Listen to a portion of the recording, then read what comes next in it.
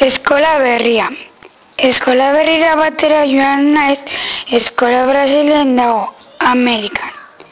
Brasilera joan naiz, hemen ez dauden gauzak han daudelako, eta gainera Brasil ezagutu nahi dut. Oso pozik sentitu naiz Brasilen oso polita delako. Eskola handia da, leiho eta marrazkiak daude. Ordenagailu txikiak, arbela berdea eta handia.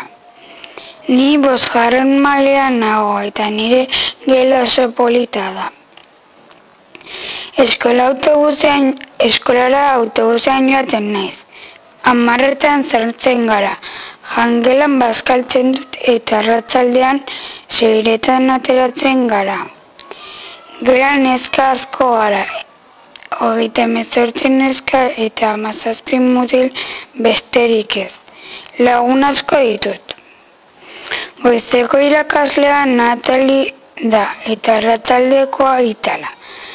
Nire lagunak Brasilen daude. Eskolan gehien gustatzen zaidana festan nola dekoratzen duten da. Nire gela oso ondo dekoratuta, etxeak oso politak dira eta oso ondo margotutak daude. Egun batean futbolera jolasten nengoen eta derrepente mamu bat atera zen. Ni eta beste neska batzuk oihukatzen hasi ginen. Gero beraren gana joan ginen korrika. Zabana zuri altxatu genuen gure entrenatzailea zen. Hau izan da nire abentura.